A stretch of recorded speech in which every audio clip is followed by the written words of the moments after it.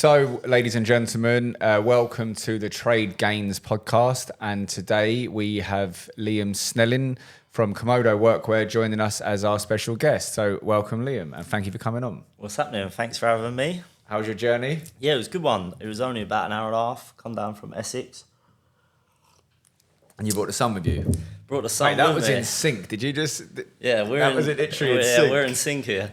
Now, do you know what? The sun, I've been enjoying it. I've got my jacket on, but obviously got to plug the brand, and I. Course. So, but yeah, no, it's been a beautiful couple of days. Hopefully, the weather keeps like this now for the rest of the summer. For anyone that's watching, we always like to try and go back to the very beginning to find out, obviously, where your journey started.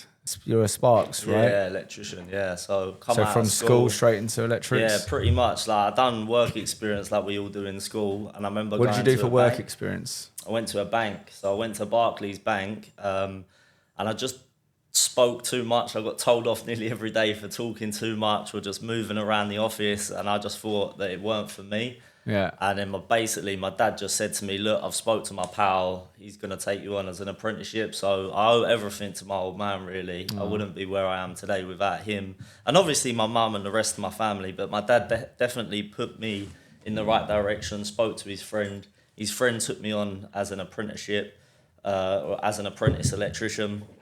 And then, yeah, I just done my course and got my gold card. The day I got my gold card, I actually booked a one-way flight to Thailand. I thought, right, I've done it now, so I'm going to go away and travel for a bit and then come back. So how was Thailand? How long were you out there for? Yeah, Thailand was good. Asia was good. I think it was in Thailand for 3 months, and then I went Vietnam, Bali, Cambodia, Singapore, just a few different countries. On your own or with your mates? Yeah, so I went on my own. And I was gone for 6 months. I met a couple of Italian boys. I taught one of them how to speak English. We were really good pals out there. And then we travelled around together for a bit. And then Did you learn Italian off of him? I learned a few words of Italian. One of the words was COMODO, which is my business, COMODO Workwear. So COMODO means comfortable in Spanish and Italian. And that's one of the things that I learned from them. Wow. But yeah, I was mainly teaching him because one of them was literally like, couldn't speak English whatsoever. The other one was sort of translating. But like they were both cool guys, so they went off to go to Australia, and then I carried on travelling in Asia for a bit, and then went on and met them for a couple of months, and then went on and done my own thing again in Australia. So when you were in Australia, how were you earning your money, or you just? Yeah. When I went to Australia, I thought I wanted to do something a bit different. I didn't really want to do like bar work. Yeah. I was open to being an electrician, but where I went to Broome first. It was Western Australia, and there weren't much work for electricians. It's quite a small area. And I actually got a job as a camel tour guide, and that was how I was first earning my money in Australia. So I was just loading people onto camels, telling them about the camel that they was riding and some camel facts. Give me a camel fact. So camels that have one hump have just fat in their hump, and camels that have 2 humps have fat in one hump and water in the other hump. Why would a camel only have 1 or 2 humps? It all depends on the breed of the camel, and obviously really? Different breeds. Just a different type, and obviously different environments would require different survival. Basically, that's what a camel is. It's lasting as long as it can survive without any other food or water, basically. So camels can survive up to like 6 months with no food or drink.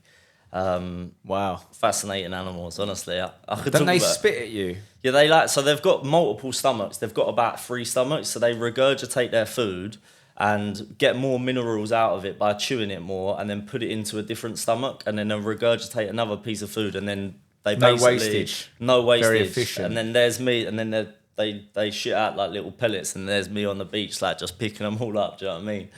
Wow. So camels, we're going off subject here, so we'll go back on. We'll come back. What word is that? It sounds like a stupid question, right? But obviously a horse can carry a certain amount of weight. Yeah. Is a camel stronger then? Camels are way stronger than horses, man. I don't think people have like any understanding of like camel. I actually don't. Like the fact that you've asked that question, like if you was to see a horse and a camel next to each other, you can't really. They're much bigger. They're way bigger. Really? They're way bigger. I don't think I've seen it.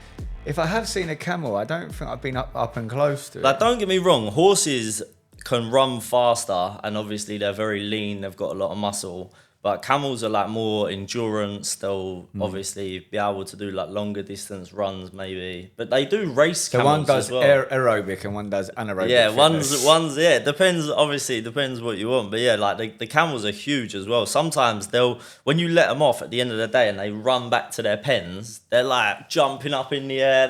They're huge. You know what I mean? Wow. Wow.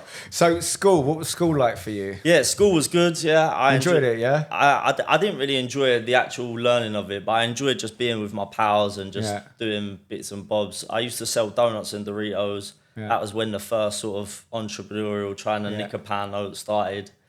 So yeah, that was when I first started hustling and just selling whatever I could get my hands on, really. That was you, right? Yeah, very similar. Yeah, I'd done cookies and Haribos. Yeah, cookies were the best one though, because like they're like a pound for $5, and I'd sell them a pound each more. And then the Haribos would buy one get one free. So again, a pound, man. Yeah, so that's what I mean. It's weird what you fall into. See, I done donuts and Doritos because the Doritos were 32 bags of Doritos for £1 back in the day when I was like, you wouldn't get that nowadays. Did your school know you were doing it? Were they all right with it? Nah, they didn't know. So I think I got caught multiple times, and then I think and they take all your goods. Yeah, take all your gear. You know what I mean? They take it. And they don't even give it back to you normally. They in the staff room. They're all having it up, mate. They're all having. I remember selling to like the sub teachers. You know, like you could like you could sell to the sub students. But yeah, like I remember getting caught by my RE teacher, and then I got suspended. My mum had to come down and pretend she was upset with me, like told me off sort of thing. But really, she was like, give me some of that money. She was dropping me down to Sainsbury's and the pound shop to go and get it all. Yeah. Did you ever get caught, right?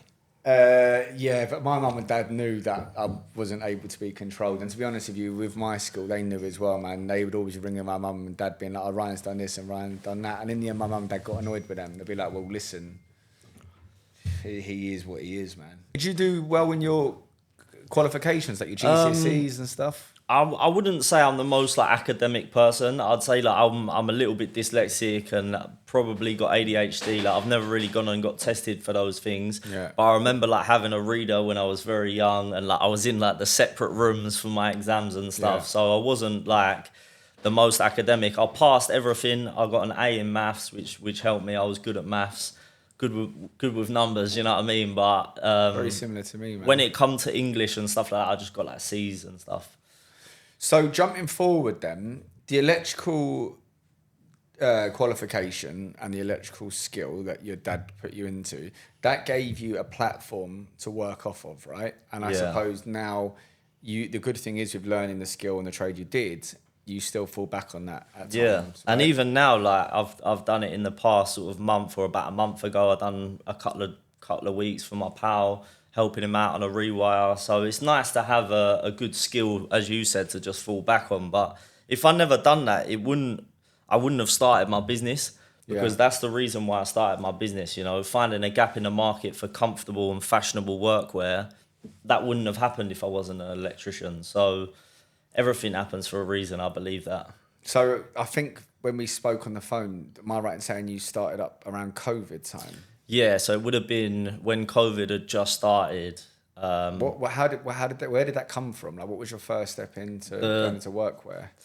So I remember one day I was working on price, and I remember wearing jogging bottoms one day and cargo trousers the next day, and then some days I'd wear the jogging bottoms underneath the cargos. Like back in my time, I was always wearing like shorts under joggers or 2 pairs of trousers. So I'd always do that, and then why would you do that though?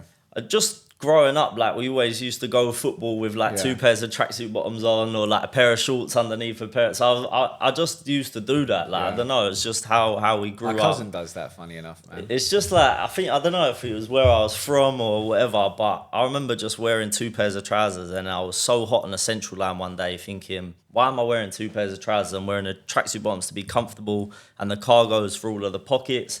And I just thought, like, no one's making comfortable workwear that's fashionable or stylish but affordable as well, because there's some good brands out there, but at the time when I was an apprentice, maybe have been slightly out of what I would have wanted to pay for trousers. And but listen, I also think like some of the big brands, they they've recently probably started doing a bit of a U-turn on some of their fits. Like back in the day, the work trousers were massive.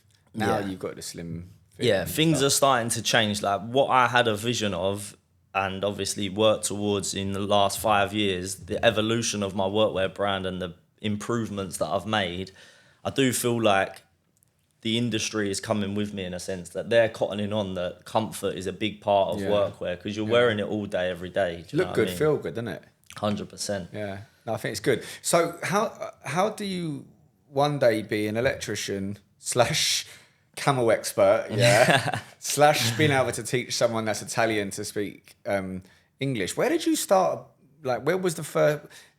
How did you even get your not your materials, but it must be. Is it materials? Yeah. So when I first started, like I come off the train, I was so excited. I remember being on the central line, waiting to get signal because I was like, I wanted to just like search up. I had this light bulb moment where I'm thinking, yeah, like I've always had like different ideas for businesses and things that I've tried and failed.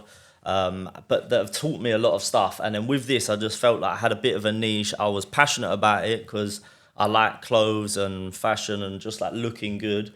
Not necessarily like the biggest name brands, but just like taking care of my appearance, as you said, look good, feel good. So that was a big part of me. And I remember just drawing out pen to paper of where I thought certain patches of material, because that's the way I started. I wanted different patches of material to be used in different areas so that the trouser would be durable in some areas, but more comfortable in other areas. So that's what I started to design, send that off to multiple manufacturers, and then they come back with certain samples. And then I remember finding one that I thought, yeah, this has got some legs, just need to tweak the shape of the trouser. And then from there, placed our first order and yeah, haven't really looked back, just keep trying to evolve every time we order, basically.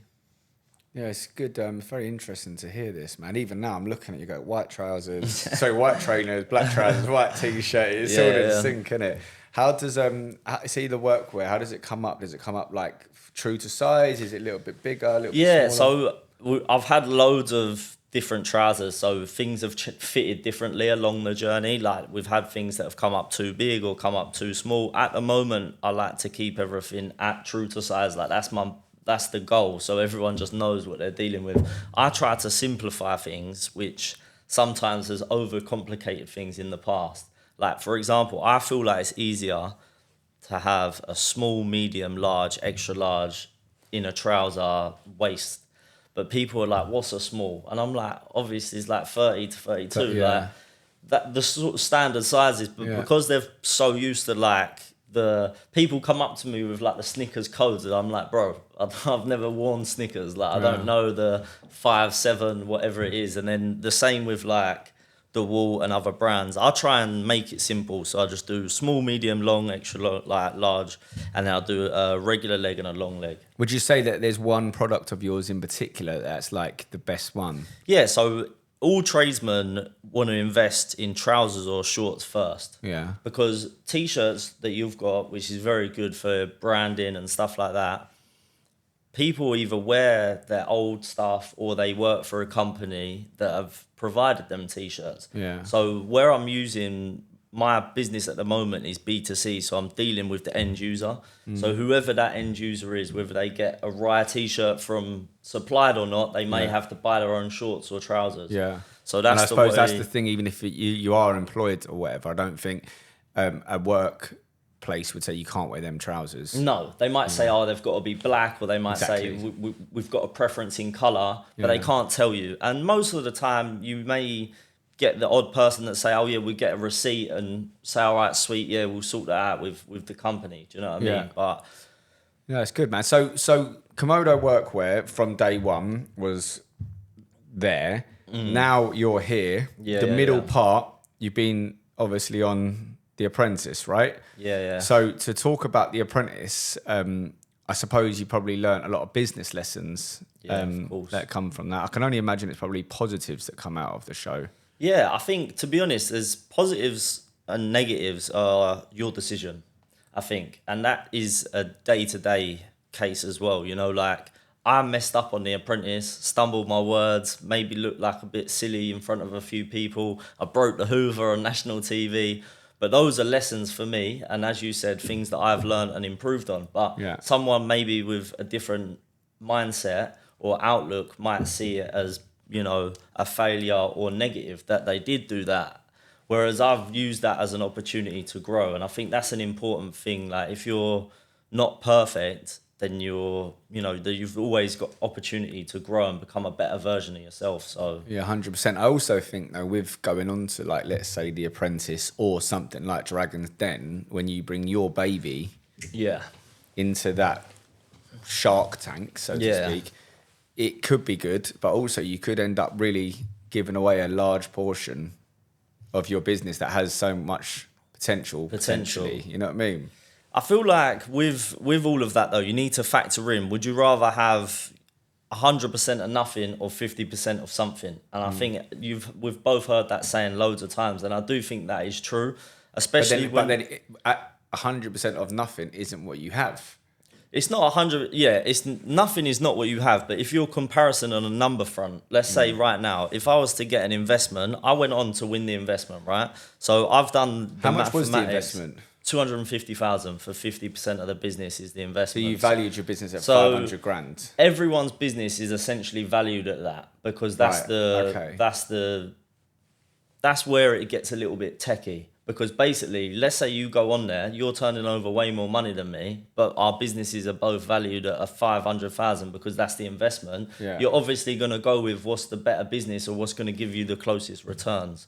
And I feel like that is what a lot of people forget watching The Apprentice. Can you negotiate that 50%?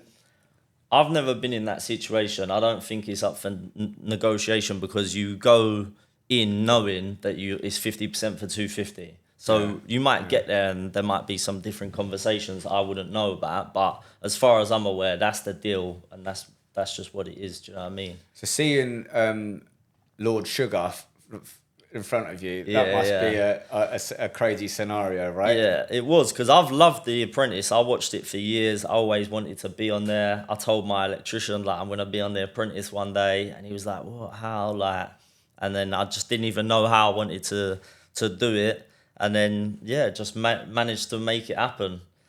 And it was crazy meeting him, to be honest, because it's so different on TV than in real life, as you can imagine. Yeah. That's cool, man. So how quickly was it from applying to being on the show? Do you know what? It was fast, right? It was rapid. So like, I didn't plan to like go on there or think, do you know what, 2025 is the year I'm going to go on The Apprentice or whatever. What happened with me is I was just on Instagram scrolling through and I see an ad of Lord Sugar say I'm looking for my next business partner. I thought, like now's a good time. I'll have a bit of that. Do you know what I mean? So I thought, right, let me just apply quickly. I think I had 5-10 minutes whilst I was waiting for something. And I see the form was just like 5 pages long. And I was like, this ain't going to take me 5 or 10 minutes. So I remember just thinking, come back for that. Yeah. I went and done it on a Saturday morning from about 8 o'clock till like 10:30. I remember just cracking on for a couple of hours, just submitting it. And then me and my dad went and played a little 9 holes par 3. Are you a golfer, are you? Just recently got into it. So yeah, what about you? Are you into golf? Oh mate, I'm like terrible. I always say I'm like Cinderella missing the ball, man. But I respect golfers and I respect the game. I think it's good for people to play. I think it's very sociable, but I can't sit still. So, I mean... It does learn a lot of patience. I'm energetic as well. Yeah. And golf is like, you know what I mean? It's one shot onto the next. Trying to be patient. It's like, it teaches you life lessons as well, I think.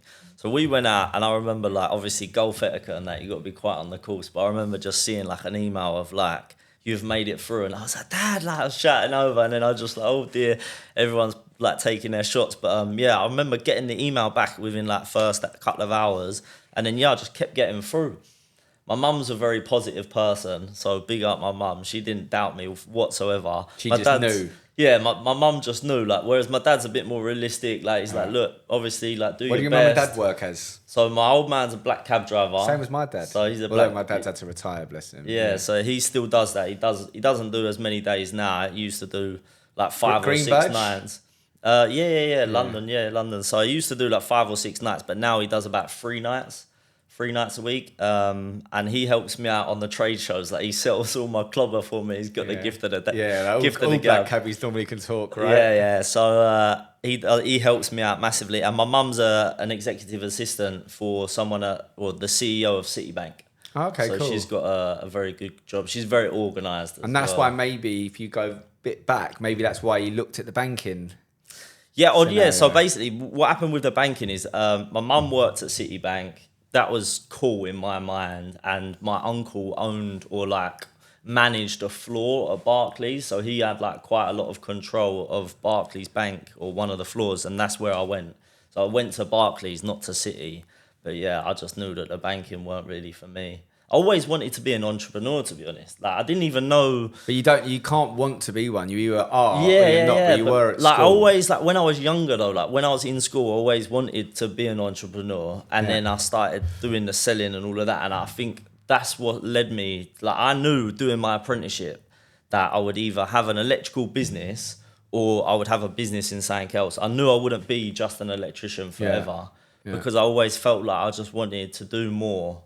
Or to, go into business. Yeah, so going back to what I was saying. Oh, you said your dad was a realist, but you said your mum was positive. Yeah. So just going back to the application process, like my dad really wanted me to make it through, but he was just saying, listen, if it doesn't happen, it's not the right time. He was just being real. Whereas my mum, she's very positive. She was just saying, look, you're going to make it. I know you're going to get on there straight away.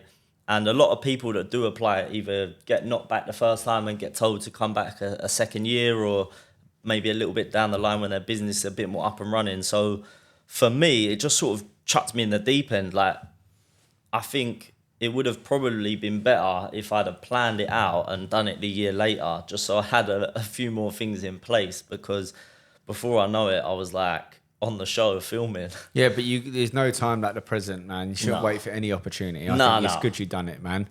I mean, so that was your question was, how long did it take from application to being on the show? So roughly, time-wise, how long was it? So I'd say roughly about 2 months. So I see it in late January, and then I think we was filming in sort of the end of February, March time. I may have got those months slightly mixed up. But how long did filming take? The filming was 2 months. Living with people? Yeah, so we was living in the house with everyone, all of the candidates. That was for 2 months. How big was the house then?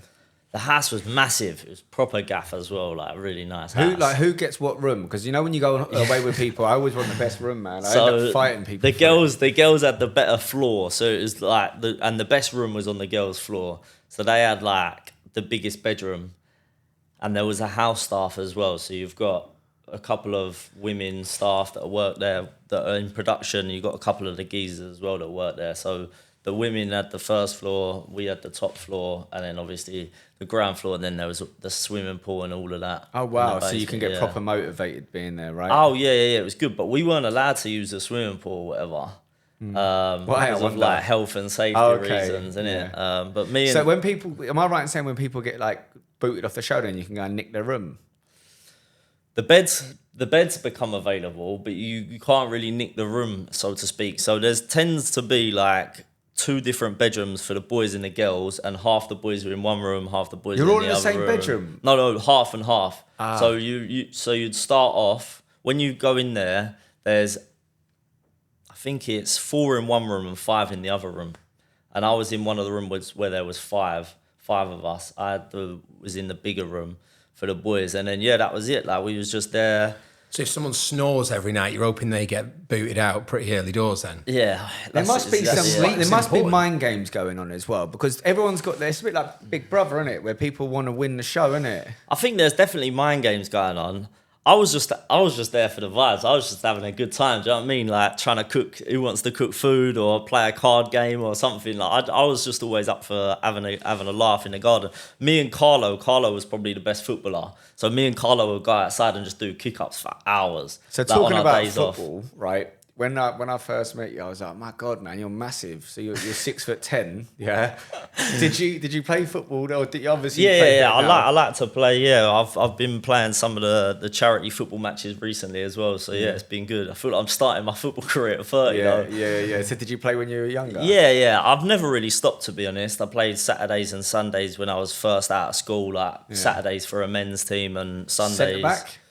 No, I play out front. It's always one or the other, isn't it, man? I play out front. They're so similar positions, centre forward and centre back. To be honest, I've played everywhere. Like I know that's like a cliche thing, but honestly, I've played like a season of right mid, right back, centre half, holding midfield. I'd say now I'm sort of going back to being a centre midfielder because I just ain't got the legs to be a striker anymore. I think centre midfield's hard. It's a hard position. It is hard. You need a real football brain, which I haven't got. I'm like a headless chicken running around a football pitch, man. Yeah, I prefer playing centre mid than up front now, though, because I just feel like I don't need to run as much. Yeah. I think the centre mids do have to run a lot. They're supposed to run more. Yeah. Like, they are, but I just stand still. But some like, of them though, holding. are so tactical. They don't actually. They're not that mobile. They just let the ball do the work. Paul Scholes used to just walk around the pitch, just dictating That's what play. Messi does. That Messi walks around loads, man. But his eyes, mate, he's like that. If you watch Messi play Constantly football, watching. he's just like that. Pattern spotting. Walking about. What football number would you choose? I'd probably pick number 9. Yeah, number 9. I could see you as a 9 actually being tall, 9 man. dog. Yeah, 9. I've always, and that's my favourite number as well, 8 or 9. Yeah, it's good. So I've got a couple of questions that I haven't asked yet. Some of them we probably have covered. Yeah, let's do it. Question numero uno is, what language is that? Italian. Mate, he's the Italian. He knows how to talk Italian. This guy, Marcus behind the camera, knows everything about anything, man. He's like is it an encyclopedia? I'll take it. Going back, I did touch on this, yeah. But this is something I'm interested in, right? And I don't know if for any of the viewers watching, but when you first, COMODO, the name came from comfortable in Italian. Yeah. Yeah. You jumped off the tube with excitement. Yeah. But then when you actually wanted to find like a supplier, someone mentioned, is it Alibaba or something? Yeah. Did you use something similar to that? No, that's what I went on. So I went on, I think it was AliExpress or Alibaba, and just started reaching out to different manufacturers. So obviously it was the beginning of COVID, so I didn't really want to deal with China at the time. So I remember just messaging as many Pakistani manufacturers and different manufacturers within that area. Yeah. Bangladesh, India, like a few different countries, and Pakistan was the country that I first went with. Have you been out there at all? No. So yeah, that was that's next on the agenda. Now I'm dealing with China. I would like to go to China. Yeah. There's the Canton Fair that I would like to do. Is that where So for my workwear is from China? My new fit's from China at the moment, but I am opening up conversations again with manufacturers in Pakistan because I want a constant flow of products, basically. So we're getting to a point now where we've perfected our trousers, or I say that because with a smile on my face, because every time I feel like I release a trouser, I feel like that's it, I've cracked it. There's no more changes or no more improvements I can make to this trouser. And then a couple of months of either my friend trying it or me wearing it, I think, do you know what, I'd like to change this pocket slightly or change this. And I'm always constantly trying to evolve and improve the trouser. Do you do a lot of market research with traders? Yeah, of course, yeah. I mean, and obviously being a spark myself and being on the tools, I know where things are. And like the other day, I remember wearing the trousers and thinking, that doesn't seem right. So I've changed it for the next order. And I'm lucky a lot of my pals are in the trades. Like I've got a few of my pals are plumbers, sparks, so they try out all the stuff for me as well and let me know their feedback. So. Some of these questions are going hand in hand with what we're talking about, but like saying about you being an electrician and a trade, how do you find splitting your time between the two businesses, right? So sometimes you might go and be a sparks for, let's say, your pal. Yeah. And then other times, obviously, when you're waiting for your next batch of merchandise, that for me, I think my time, I'm always spread quite thinly and it's quite annoying. Whereas, like, I suppose if you're on the tools, you're probably thinking, if I wasn't on the tools, I could really hyper focus on the workwear, maybe push it forward. But then you've got to be a realist and go on the tools to keep on. It is such a catch-22. It's really difficult to find a balance. as you know yourself, running a business, your mind's constantly on it, even if you're doing something else. So I might be on the tools, but like even now, your phone's been pinging off. You got things. That's what it's like. So if I'm on the tools and I've got either a manufacturer calling me or someone asking me for something, or a customer chasing their products, I feel like I need to. It's my duty to put that first. But then you can't overlook what you're doing as well at the same time. So it's just being organised. I feel like that's the hardest thing, is just organising your time to say, right, from 8 till 4, I'm cracking on, I'm on the tools. Yeah. And then from 5 till 9, I'm in the office. I think And you're that's at the it. right age, and I don't mean to sound ageist or anything like that, but running a business, like when you've got, let's say, I want to say the words dependence, right? But because you are single with no children, you can really push it at the minute. Yeah. Because the minute children come into the scenario, it's quite it's a bit of a speed bump. It slows you down naturally, which is the best thing. Of course. But also business wise, it definitely. But then maybe sometimes it makes you sharper because you end up cutting other stuff out to try and fit back in stuff that's important. Like you're doing the things that are the most important rather than wasting your time on other things. Yeah. I Have think. you got any staff, Liam? So I got a PA. So I've literally just got a PA, which she's great. She helps me out with loads of stuff, more than just personal assistance. She does everything that I ask her to do. And I've got a marketing agency that run all my ads. So I've got a team that do stuff for me. But you get to outsource it. Yeah. So I've outsourced a lot of stuff. Because that's wise. Because the thing is, when you're first starting out, you don't want to guarantee a certain amount out each time. At least I suppose you can pause it if you have to. And the thing is with me, I'm lucky with my PA that she's quite flexible with hours and times as well. So we're not at a point where the business is not big enough now to take on someone full time to learn up constantly in more different roles. I do want to get to that point, but as I said, just need to continue growing and selling more units before we can get there, really. And you know what you're saying now is kind of like some of the questions I had was like, one, what troubles do you find running the business? Which is sometimes, I think, what we spoke about. I think the stock. Yeah, definitely. I think with a service-based business, it's more simple to put a man out, right, yeah, we'll send him over there, we'll sort it out, sweet. Whereas when you've got a product, it's a lot longer to get that product in sometimes, depending on obviously where it's coming from. So it all comes down to organisation and basically making sure that you're ready for any situation that can come about, because a lot of people think, oh yeah, you're sold out, that's a great problem to have. But what they don't realise is the following month, my ads are turned off almost completely. But this is what's happened after The Apprentice. I sold out of everything we had in March, which is the end of The Apprentice. And since then, we've had not our hero products. So you told about what sells the most. It's our trousers and our shorts. We've had no smalls, mediums and larges because we sold them all. So then that affects our ads for the following months and cash flow, all of these different things that... You know, it's a great problem to have, but you'd rather spread the load out over... Yeah, you want it as like a well-oiled machine constantly. 100%. So... Is that why you feel like you maybe had waited a year so you could have been a bit more prepared? just a bit more prepared for it, because I didn't have more stock ready to come in.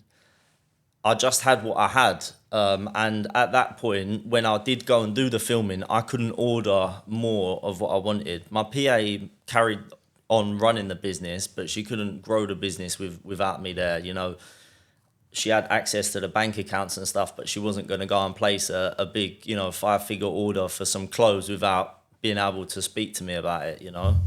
Thing is, I find as well from marketing, right? Like in Rye, the marketing costs have just skyrocketed, and actually sometimes you pay a load of money out for advertising that is not even any good. But I find when you do turn advertising on and off, it's actually worse. You kind of have to keep it on all you times have to. because of the algorithm. You end up getting... Every time you turn it off and start again, you go back like however many months. That it's is like a shadow real ban thing. or something like that. Yeah, I think it just, the algorithm doesn't like it, and the amount of times that my ad account's either been blocked or whatever. So that's something to keep on top of. I think in business as well, though. So like for us, we offer a 24-hour service, and it is sort of like skeleton or on call or something like that. But one of my things for the last 10 years that I wanted to do is just be 24 hours a day, like fully stocked, people working, because I find it'd be easier to just stay switched on. Yeah. Than to turn off. So really, like you probably want to have a shop or somewhere with all your stuff kitted out, so people can go in there and try stuff on, right? Oh, sorry. Yeah, just a constant flow of products that are going to sell and that I can turn over and keep improving, basically. So we're getting to a point now where people know who we are. So we've built a little bit of a brand. We've overcome certain problems that you have early on in the business. Like we had some issues with pockets or stitching, and those are the reasons why we come away from previous manufacturers and we've gone to who we are with now. So these are like teething problems with any business. Like you said about the marketing for yourself, can you track like your ROAS, like your return on ad spend and stuff? Yeah, we can. How do you find that though with a service business though, as that's different to be honest, mate, I've got a fire in my belly about the industry at the minute. I think there's been loads of changes recently. Like, I thought he was putting his hand up, but he's not. He's putting his phone up.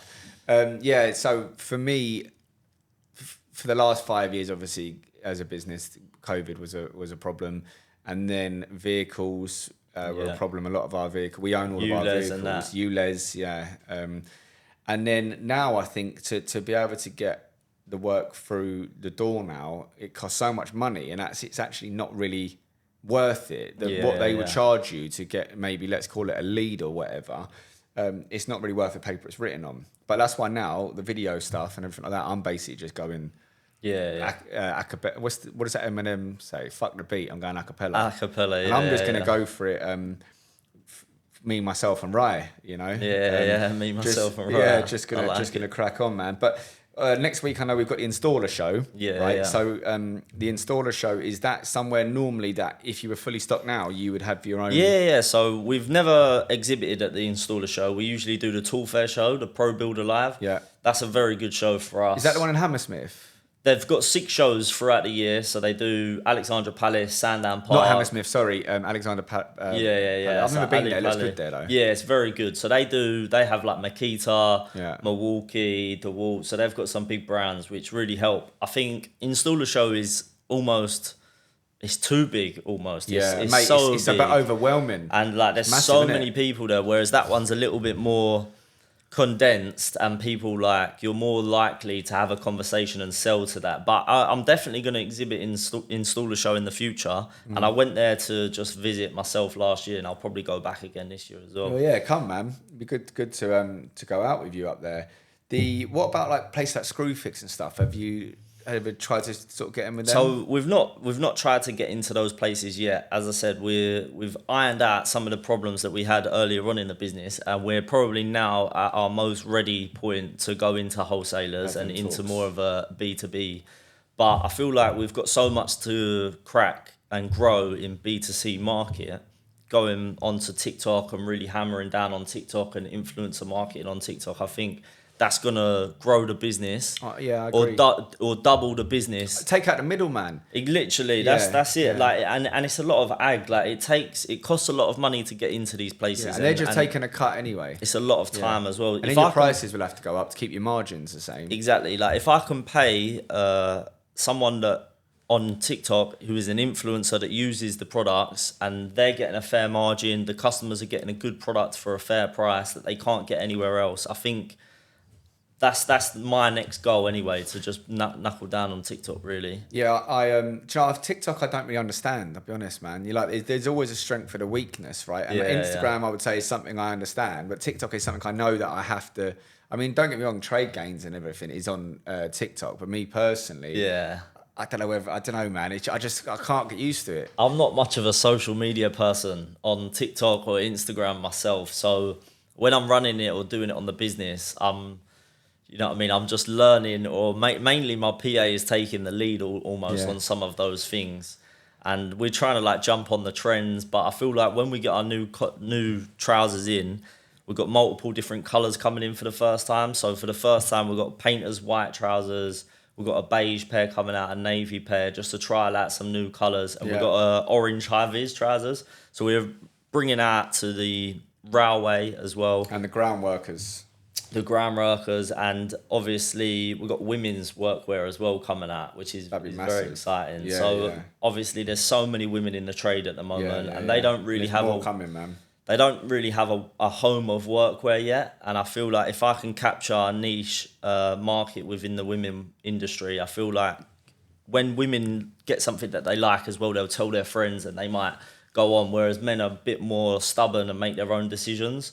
So if I can provide something that's comfortable, that fits women good, hopefully we can get that spread of mouth or word of mouth, and hopefully spread the good news. Yeah, exactly. Like, I want people to feel good and look good at work. It's not necessarily helping me, obviously it is, but I want people to understand my vision, and my goal is to help them, other people as well, in feeling better and performing better.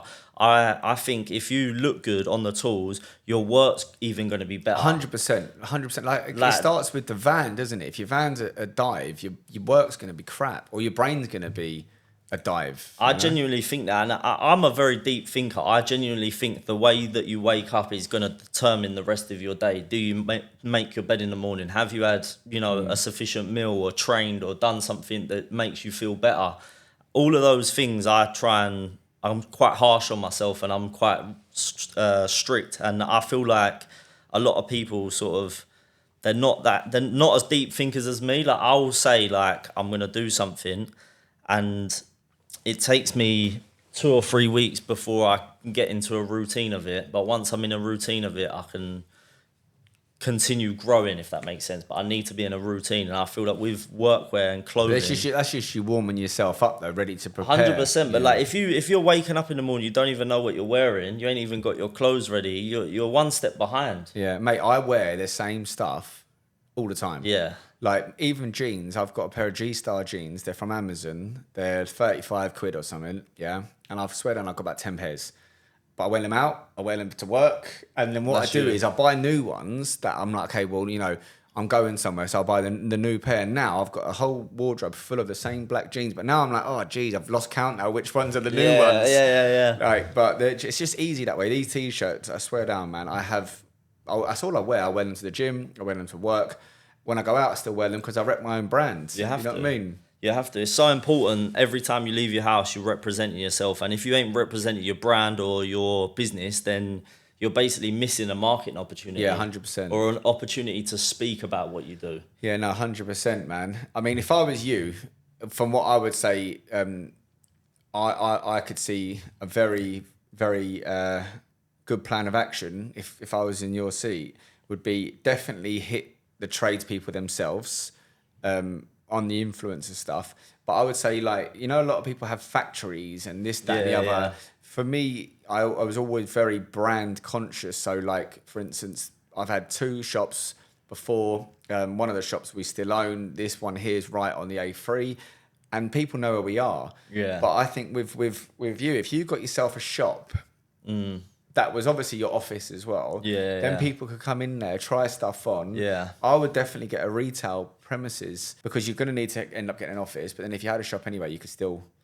That's the thing. We're quite lucky at the moment. So at the moment, our setup is I've got a small office where me and my PA work from. Yeah. And I've got a room next to it, which is probably a bit bigger than this room. And it's like my warehouse room. But really, it's just a bigger office. So I've got all my shelving in there. So I've got. Is it on an industrial estate though? Yeah, it's not a shop front, as you said. Hey, mate, you can get a shop for 11 grand a year. I think a shop front would really help us out. Because then all your content and stuff, mate. It doesn't even matter if it's not a high street shop. You want free parking, and it could literally be on a place that's not like next door to a chip shop or a cafe. A cafe would be a good one. Yeah, a cafe would be a good one. I think what I want to do more is more shows as well. So even install a show potentially on the cars next year. There's another show coming up in November. Geezer was telling me about a sort of decorator show. So we want to go to more shows because, as you said, when people can feel the quality or try it on, they know what they're getting and they know how it feels. And I think that's a very important thing, like with trousers and stuff. People want to try it on, make sure it feels good, rather than having to buy it and then return it, But I feel like everyone is shopping online more and more now than ever But before. I find it stressful shopping online, having to get returns. Like these shorts I've got on now, they're Amazon Basics. They're 15 quid. Yeah. But again, they're You easy. just know what you want. Yeah, and the thing is, I bought work shorts the other day. I bought 3 pairs, and none of them fitted correctly. Okay. So like now at installer show, I'll buy myself some new shorts because I want to try them on. Yeah. Because if I have to drop something back, it just is a pain in the neck. It's you either forget or you don't do it. Yeah, You just give yeah. it to someone else, whatever. Yeah. It does. That must happen a lot, right? Where people ask for a return and then they never send it back. We've had it before. We've had it before where people have asked to send a return and maybe they haven't. But again, we just tell people straight away, give them all of the details so they've got it, and it's up to them whether they do it. As a small business, some of the things like we don't cover returns because it just eat into our margins. You know what I mean? The time that it takes. Like if you want something, you have to be willing to send it back if it doesn't fit or whatever. And I think obviously that's something where I feel like trade shows stop a lot of that as well. But that's why the shop's good as well, because if you did have some stuff that for whatever reason, you just put it on sale. And I want to go to like turn up to sites as well. Just turn up with a van, pull out the stuff out the van and just like start selling. You remember back in the day, you'd be on the tools and a geezer would turn up with a van full of Stanley knives or whatever he's got. It's a good idea. But obviously, it's fucking hot today. These I don't know are how well you good. still got that. He's done his jacket up. I know he hasn't. I was going to say, tell it up, man. No. I can't take this off, bro. I've got to keep it on now. I've started with it. So. Yeah. That's good anyway, man. I like this. Like the I don't know what it is. I think maybe it's because of Stone Island or something. Or I know CK do it, and even Barbara and that. Yeah, it's a big thing for brands. I think for me, I've always done it because I wanted to keep the embroidery space for if I was to give you a jacket, which I'm sure I'll do after this, we'll get Rye on there, and then it's more for the brand. Do you know what I mean? I feel do you do the embroidery yourself? So we outsource it. So we do it. I've got a wicked contact for you with that. He's a boy as well. I'll take that. But we basically just charge whatever I get charged. So if someone wants it, we'll take care of it and we'll organise it. But we don't earn nothing from it. But I want people to realise. Do you advise that they get that branding? Yeah, I mean, if I advise people to do it for their own businesses, whether they do it, I think people get confused with my business and other workwear businesses that just do embroidery. So I'm building a brand. My vision is that I want to build a brand that is the Gymshark of the workwear industry. So we want to build something that people want to put their logo on because they just want it to be COMODO. Whereas most of the time, people that have just got embroidery companies or print companies, they're just using white label products that they don't design. They just buy as cheap as possible. Fruit of the Loom, put their logo on it, rip the label out, and you're good to go. Mate, I've got really good contact for you. I'll give you his details earlier. Massive entrepreneur. Like, he's smashing it, man. Like, even like, for instance, I've known him since he was at uni and it was his brother's business. And fast forward now, like, I love embroidery, but now there's the other stuff, the print. Yeah. Which I'm probably going to have to start going to. But like, I've got a jacket just like that. Black, I don't want to say black ladder or black ladder. Yeah. But your sleeves look nicer. What, the little I don't know. cuff? I always get stuff. Whenever I buy something anywhere, if it doesn't fit correctly, I'll take it to a tailor. Yeah. So I actually got I'm it like chopped that. off and got similar things. Yeah, to like that the on cuffs. there. Yeah. To be honest, like these little things, these are things that I've noticed that I like. Yeah. I don't like the jackets that have got the Velcro. That's what I'm saying. Yeah. Like, I'm not But a massive it's very fan of similar. that. It's a nice. Yeah, it's a little bit more. The thing is, with the jackets, and I've recently just designed a gilet, which we're basically... That's the best word, isn't it? Yeah, it's the Gilet. best word. So we've basically I call designed it body warmer. Like, I'm not cool enough to say gilet. You are. Say it again. Gilet. Gilet. So You've learned that from that Italian. yeah, or from that French Italian guy in geezer. One of the Australia. things I learned. Gilet, the vest a man can get. That's Gillette.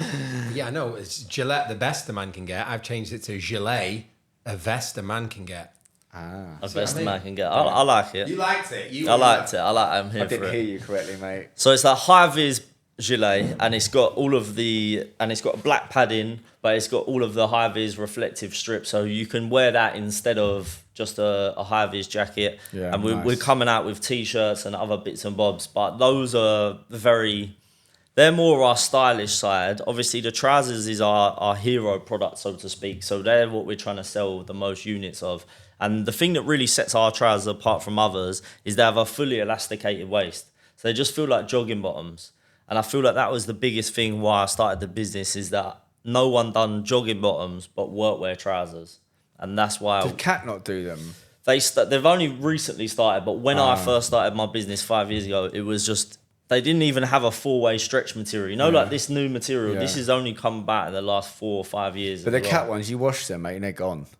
Yeah. Honestly, man, like they literally disintegrate. The elastic on them as well, they always use the same material as the base fabric, whereas we changed the material on the waist to an actual jogging bottom material rather than like a polycotton or a normal PC fabric. So all of those little things, I'm like attention to detail and focusing on sort of like maximum comfort rather than durability, which is very important in workwear, but I feel like sometimes is looked at more than the comfort, and then there's no point making something that no one wants to wear, basically. Yeah, yeah.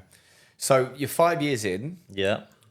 Next 5 years, what would it be, 2030? Yeah, 2030.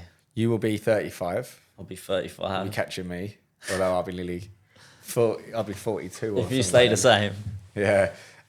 What's your vision? What's your gain plan? My gain plan is to take over the TikTok marketing and potentially look at doing not just TikTok though, all socials. Yeah, so look at going into Snapchat ads as well. So our target demographic is the younger age group. Yeah. And people that want to be a bit more cooler and fashionable. So all of the college students coming through that wear their Nike Techs, we want them to wear COMODO tradesman techs to work, and then they can wear their Nike Techs at the weekend. That's our target audience. So we're gonna basically. Do you know what? You are different. Do you know that? Like even hearing you, like it's not the standard workman stuff. It's kind of sportswear workwear. Yeah. Active workwear. It's active workwear, sportswear. Like if you look at there's loads of brands that what I've done. That's slightly different, but if you take Dickies or Carhartt, those are big brands that have done what I potentially want to do in the future. So they've built brand big enough where people just want to wear them just because they want to wear that brand. They've gone into now they're doing the skateboarding, and it's a different demographic. Mine would be a bit more like gym, fashion, football. Do you reckon you'll one day just drop the workwear and just call it COMODO? There might be ranges for there might be ranges where it's COMODO. Like I've been working on another bigger logo that's going to be comfortable working. So that's going to be sort of another mission of the brand. So like we want people to wear our products to be comfortable working hard. So we're a community of people that look good, feel good, and we work hard. That's what I stand for. You know, I work hard when I'm on the tools, whether it's for my pal or someone else. I want to make sure that they're earning a pano and I'm still earning my readies. And that's just the way it is. I've always thought that, you know, if I look good, feel good, perform better, it's only going to push me further on in life. And I want to build a community of people that share that vision and want to support me because they can see that I want to, you know, help multiple people as well. Like the college students, we give extra discount to. I give away trousers like on a monthly basis to college students. I'll just see a college student like down the road and like give him a pair of trousers or just ask him if he wants a free top or whatever, just because I like to give back to the local community as well, which sometimes can be, I'm too nice sometimes. That's nice to give back, man. You'd always get more out of that. No, listen, man, it's been really nice to hear about your story. I think you're going to do really well. I think the fact that you're like, you know what, I'm just going to go straight to the person that's buying it, I think it's really good, especially like with I wouldn't say a startup business, but a business of a certain size. You probably can't really afford to have to pay the middleman unless it was a really good offer. Yeah, I think obviously we'd have to put our prices up, which slightly changes everything at the moment, and I want to be an affordable brand as well. And let them come to you anyway, because it's like one of them ones, isn't it? When you first start out, if you go knocking on their door, they're just going to think, it's another person. It's better off go and prove yourself. I think causing enough problems. Like I think at the trade shows that we attend, there's Snickers there and Black Ladder, and we're definitely taking money out of their pocket. You know what I mean? Like we've been going 5 years now, and every year that we've been going, our revenue's going up at the trade shows. So obviously I don't know theirs, but realistically, if I wasn't there, then they would be having more of that revenue. But I think I didn't even know who that black ladder was until I went to a trade show, and I only bought their trousers because they were comfortable. Yeah. That's the truth. I didn't care where they were from, what it was. They were a lot of money, but the guy said to me, trust me, try them on. I tried them. I was like, oh, mate, I'm having these. So Black Leather and Snickers are both very good brands. I wouldn't speak bad about them, but again, they're just at a slightly different price point and maybe got a slightly different vision to what I have for what I want my brand or my products to be. And I feel like with myself, I want to make things that are a bit more like twin sets and tracksuits. So people feel like they're wearing almost like a suit. I could see your brand in JD Sports. I appreciate it, bro. Do you know that? Do you know what I mean by that? It's but that's like kind what I of... was saying about Carhartt, they're literally in Selfridges. Yeah. Like they've literally My got favourite brand. Where are they from? Are they American or Canadian or something? American. Is it? Yeah. Because then you've got Pretty sure. Dickies as well. I see there. Dickies, they don't sell in the UK anymore. But like, see what I mean? Like their brand is massive now. And I want to do that for a slightly different target audience, but the same sort of demographic. So people that are working in the trades, but maybe the youngsters that are sort of, as I said, about the tech fleeces and that sort of stuff that are a bit more sort of stylish. But yeah, I mean, looking to continue growing and getting more of a community. Good for you, man. And one question I always like to ask people is, what is your favourite tool brand? My favourite tool brand? Yeah. It depends on the tool. I think some brands do better products at certain things. Yeah, good answer. That's what a politician would say. He dodged it. No, but so to narrow it down, who does the best drills? The best drills, definitely not where I get my drills from. I use Makita, right? And I've broke a combi nearly every 6 months. So is that what you have, Makita? Makita, See, listen, I don't mind Makita. Makita is Who are you? It's old school. I'm Ryan, mate. No. Who do you use? DeWalt. I'm DeWalt. But again, I would be if I was to start out again, I would probably be Makita because again, why would you go Makita though? Because it's cheap and it. They break every 6 months. So do DeWalt though. Yeah. Well, okay, that's a good conversation. Then if you're only allowed one tool brand for the rest of your life, you're not allowed to use any other tool brand, which one would you pick? So I haven't used it too much, but I would probably go with Milwaukee just because of the brand name. Everyone seems to say that's because of it's TikTok better. and Instagram. But everyone seems to say they're better. From my personal experience, I've only had Makita. But that leads me quickly before we go on what was my previous business or what I previously tried to start, which led me to where I am now with Comodo. Yeah. So I was working on the tools with a geezer who had DeWalt, and I had Makita. My batteries was all dead, and I was working just with him. And I said, why has no one made an adapter where I can put your battery into my drill? Yeah. They're both 18 volts. The amps doesn't matter. Yeah. So the only things that's stopping it is the metal prongs. So me being me, I'm thinking, right, how can I start this business? So I get in contact with China and I design a mold that basically adapts the two different batteries to loads of different. So I made like a little box for it as well, and it had like DeWalt to Makita, Makita to DeWalt, Milwaukee to Makita, Milwaukee. So it was all like that, and it was basically an adapter that you click into the thing, and then about 6 months down the line, they told me that it couldn't do it.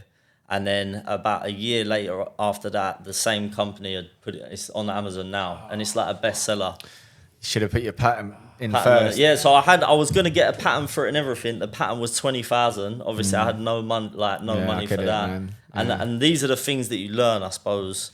So you basically gave them the product by coming I up with a basically great idea. come up with the idea. They were like, yeah, thanks, mate. Yeah, how would you do it? How'd you do it? Writing notes, wouldn't they? Yeah, so it was literally sweet. 6 months, and then they was like, we can't do it. And I was like, there's no way you can't do it. It's 18 volts. All it is a positive and a negative that you've got to align so it just clicks in. But now there's companies out there that do like, like the lights, and they've got literally the same thing, but it's just for their own brand. So they've literally used pretty much the same technology.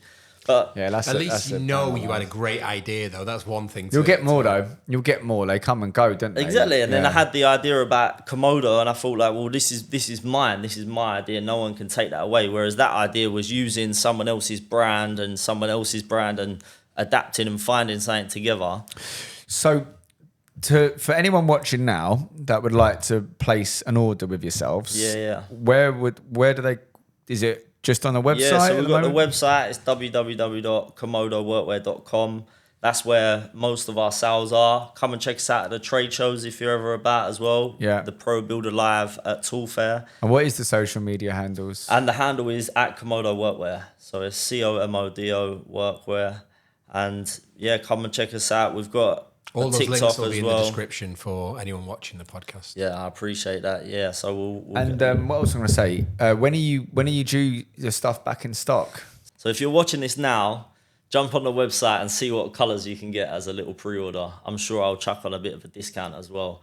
We'll have to do a discount code for TradeGains and see if we can get you any traction just from this. Yeah. So we'll have to do something like TradeGains. What's the percentage we can do? I think I'm like TradeGains 100%. We'll do TradeGains 10. TradeGains 10. Yeah, so you TradeGains 10 in your car, yeah? Yeah. Because when I went on the electricians podcast, and we done a code with them, and that still orders even now, even though that was filmed about 3 years ago. So we'll set something up. Wicked, man. And listen, question: out of all the tradies, is there a tradie in particular that use your workwear the most?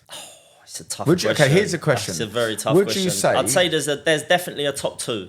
Sparks and gas. Sparks and plumbers. Yeah. Are plumbers gas engineers? Same thing? No, I'm joking. Say out the same thing-ish. No. Starting another debate. Let us know in the comments. Mate, yeah? I kicked off on TikTok last time I heard that argument. And because you were saying that to Carl that you think that the gas is slightly easier than the plumbing, potentially, but obviously he was saying because obviously there's more health and safety risks with the gas that you can see why. Well, I think so. Like being book smart. So, like, let's say electrics or gas. If you can just make sure you've got your regs on you, it's safety. Yeah. So there's only a certain amount of things that you need to look out for, and a lot of it is pattern spotting. Yeah. You know what I mean? You go, that flue's wrong, or that socket's too close to this. So it's the same thing all the time. Whereas I genuinely think plumbing is hard. Like, especially like first fixing like expensive showers and expensive baths. I bet it is difficult, but I do agree with what Carl was saying, because I feel like the electrical industry as well, although it's very health and safety conscious, I do feel like electricians are underpaid considering. Yeah, he's loving it, mate. But I'm not even a spark anymore. I'm just saying in terms of the safety of it, though, I feel like he's overlooked. The element of safety is overlooked. Like, we're always asked to go and work in live panels. You know, we can't really ever follow the rules that are meant to be, you know, that we're meant to follow for it all to be safe. They're just like, oh, do you know what I mean? And I just feel like back in the day, things were a little bit different. Yeah, I mean, the electrical industry is constantly changing. It's probably the one in the future that's going to get more regulated because there's so many electrical things nowadays. And it just it changes. It does change a lot. To answer your question, I think plumbers and electricians definitely where the products the most. Yeah. If you could only be a tradesperson, you can't be an entrepreneur. There's no other hustles that you can go and hustle. Yeah. And what trade would you pick? And you can't be a Sparks. I can't be a Sparks. Yeah. I would be a tiler. Really? I think, because I've got a bit of OCD, and I think the geezer who tiled my bathroom absolutely fucked it up. So that's why I need to be a tiler to put that right. But no. Did you sort out the bathroom? I'm yet to sort that out. I still need to sort that out. But yeah, I think with tiling, I just think I think there's a bit of an opportunity there. I do think there's an opportunity. There's not enough tilers out there. Good ones, you don't really need you don't really need qualifications to go and do it. If you can practice it, take something off the wall, put it back on the wall, try again. I don't think it would be too difficult either. I reckon I could knock out a bathroom and earn some good money, to be honest. Yeah, no, listen, tiling's good, man. One more question, right? So, vehicle-wise, a choice. What do you drive now? A car or a van? I've got a van, yeah. What van have you got? A Mercedes Citan. Okay, cool. So yeah, it's the same as a Renault Kangoo. Yeah, I got the long wheelbase. So it's deceivingly big. You get as much in there than you'd probably get in a Transit, but it's smaller to park. as well. So I think that's a great idea what you said about having like a COMODO workwear van. yeah, especially if you do go to that's these. what I mean. That's what I've trade got events. now, and I just need to kit it out ready to go and turn up to these sites. Oh, and sorry, basically- sorry. Sometimes I don't listen, so I apologise. But you've got the small one. Did you say you've got another van as well? No, I've got my van is a COMODO van. That's it. That's what I've got. Can so you? it's a company You can't van, stand but in the back of that though, can you? I've slept in the back of it. Like you've got your camper van. Yeah, That's my yeah, camper van yeah, as well yeah. sometimes. But like if you got like a crafter or something like that, and you branded it up, people could come in and you could have it decked out like a shop. It wouldn't be. It would be. You just have the doors open and it'd be selling from outside. You wouldn't be able to sell from within it because it's only a small van. You could be like a nice green van, have a tune playing as you enter in the Yeah, site. get a little tune going on. If you do it online and everyone's like, oh, there's that guy, and then all of a sudden they hear it come and they'll. I think you are onto something. I do think like it's hard to get everything out within say an hour or so's podcast. But I genuinely think from listening to you that there's a lot of things that you're saying that I kind of understand. Like, and it is probably the sporty, comfortable, which is what COMODO stands for, right? And again, like I don't know, maybe it's recently, but I wear tracksuits all on weekends now all the time. Yeah. When I was a bit younger, I'd always dress smart because I thought I'd be going out everywhere. Yeah. Like going out of an evening or going out places. But now I've got little ones. I just want to dress comfortable, man. Yeah. Like, Do you know what's interesting? You two are very, very similar, but also quite juxtaposed. Like you've got a lot of similarities as a child and things like that. So I was just wondering, because obviously Ryan's on quite a spiritual journey at the moment. You spoke about being a deep thinker. What inspired you to become a deep thinker? Is it something you've always been, or did something happen in your life that made you kind of adjust? I'd say that I've always been quite a deep thinker. I started meditating quite a few years ago, and I feel like for me, meditating and going into the gym, I mean, I'm not no bodybuilder type of guy, but I go in the gym, I like to move about, get the blood flowing, do you know what I mean? And what time do you go gym at? I try to go in the morning. I like going in the morning, but I do struggle sometimes, so I tend to go about quite late. I'm about 8-9 o'clock. Yeah, I like to either go first thing in the morning, or the thing is I can't go any sooner. I'm either on the tools or I'm doing something. The thing is, like, I like the morning because I start my day correctly, but also if I didn't do that, I would end my day correctly. Yeah, that's literally it. I'm either in the gym in the morning or in the evening, and I think for me, being a deep thinker is just who I am. So I've got a very overactive mind. So I've never been tested or anything for like ADHD, but I'm always thinking, I'm always on the go. My brain doesn't stop. Do you know what I mean? So I need to come together at one point in my day and close my eyes is the way I meditate. Everyone meditates in a different way, but all meditation is essentially being present with your thoughts and breath work. Because I remember you speaking to Carl about it before as well, and you said that you hadn't done any meditation. No, Have you started I haven't yet. But then maybe I do naturally. I don't know. I want to learn how to do it. I want to go to a temple, right? So I got a Buddhist tattooed on me recently, and I know nothing about Buddhism. Yeah, but again, my tattoo guy, he was like, on a Tuesday you can go and meditate. So I've said to my missus, I said, like, I'm going to go on a Tuesday soon. It's probably not far off. But again, I was going to go like a few weeks ago, but then something else come on top of it. But you probably do it without realising. Like, for me, people do it differently, and people think I'm weird. Like, and I probably am weird to many people. But for long drives, I don't listen to music. I'll meditate. I'll be in my own thoughts, which to me is meditation. So I'm having business meetings. I'm dealing with stuff. I'm all through the peace and quiet, basically. Do you know what really helped me learn how to kind of embrace it is relaxing songs on Spotify. So you whack one of those on. You know when you go for a massage, you've always got that music on in the background that's really relaxing. I found a couple of those on Spotify now, and because I've got kids, so like it's so easy to be distracted out of meditation. And I think for you, Rai, your phone's going, the kids got, so that's what I think for you, you'd probably need to go somewhere else to meditate. Mate, I've got two phones. I left one over there, left my personal phone here, yeah. Moved that other thing. Then my watch was ringing. Now, then my iPad was ringing, man. I can't get away from it, man. So you almost need to find an environment where you know you're not going to get those distractions. Well, I think it's in a HIIT workout, right? So I go to a HIIT workout at 6 a.m., 45 minutes. I don't listen to what they're saying, which is bad, but I struggle to listen anyway. And then I don't actually do what they tell me to do either. I do within reason, but I don't follow it to a certain thing. But I go in there for 45 minutes, I compartmentalize my thoughts, and then I leave there at 7 o'clock like He-Man. But I'm actually just not there. I am there physically, but mentally, I'm completely not with it. But they think I am. Do you go in the sauna? Do you have a sauna? I did until about a month ago. And again, where I'm so time poor now, I can't afford that hour because I get home by 7 a.m. and then I get like half an hour or so with my children before I go to work. So like it's Wednesday today, and on Monday morning, I sat outside in my garden with my 2 young kids and had 10 minutes of just special time. And I was like, in my head, this is Monday.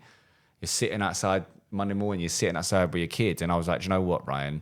You've made it, man. Yeah. Because that to me is making it. And then I was like this, all happy, chilled, thinking I was like Bob Marley or whatever. And then Monday morning hit me like a bus. And then by 9 a.m, man, I was literally gum shield on, coming out swinging to the world, man. Yeah, but meditation, mate, listen, I'm definitely going to do it. When I do it, I'll text you. Do you go for a sauna and steam? Yeah, that's why I was saying it, because that's where I would do my meditating. Like, and as you said, sometimes it's nice to go where it's peaceful and quiet, and in a sauna it can be, but there can be times where it's challenging. But that's just like the world. Like, people are talking, and you need to just stay focused and say, right, well, I'm not getting involved in this conversation. I'm just gonna stay to myself. And I guess if you can perfect that, you know you've mastered it, really. If you can shut the near world out. Yeah, there's loads of things. I mean, I've watched loads of podcasts. Jay Shetty is a podcast that I've watched a lot, and he become a monk. And when the time that he was actually meditating to become a monk, he was with the monks traveling on a train. And he said to the main monk, why are you getting off to do your meditation? He said, because the train's really noisy. And he said, well, what do you think life's like? Do you think it's like off the train or on the train? He said, on the train. He said, well, now on, you must meditate on the train. And then that was like a good thing for me, because it was That's a very good bit of if I've got, you know, like challenging, someone's talking or whatever, I just think about that and think, well, that's just what normal life is. Like, I can get overstimulated. I'm probably autistic myself. If there's like loud music playing and I'm trying to think or do other stuff, I'm like, that needs to go. Yeah, too many things going on, man. Yeah. I'm a nightmare in a sauna, though. And now I feel like I need to have a bit more etiquette. Because if someone's chilling, I'm like, hello, mate. What's happening? Yeah, what's happening? Yeah. You all right? I've been both geezers. I've gone in there to be chatty. I've gone in there to have peace and quiet. So but that's it's feeling the mood, though, because you've done good networking in the sauna. You've met people. Mate, listen to this, yeah. So to this morning at 6:01 in the morning, I took this geezer's number, who I played football with when I was 16, right?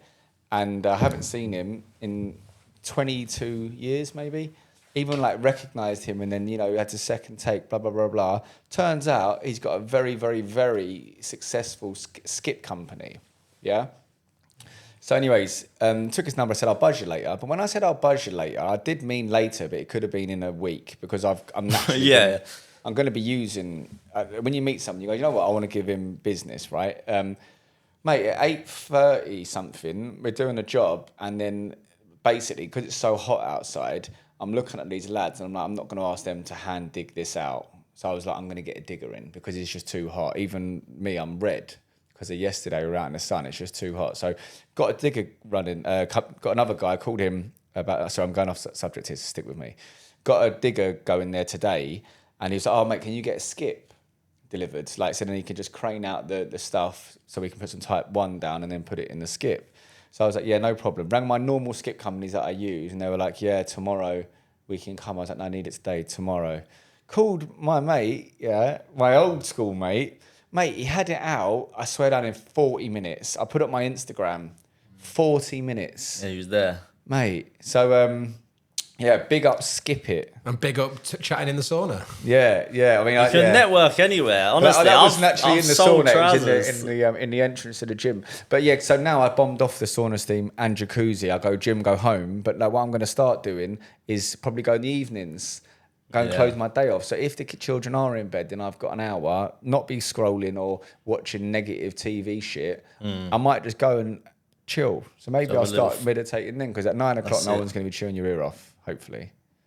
know what I mean? But mate, listen, I feel like we should probably wrap this up. I think we have had a very interesting conversation, both personally and business related. I didn't want to interrupt you early on, but like Marcus was saying, there's so many similarities between us, especially from like the children.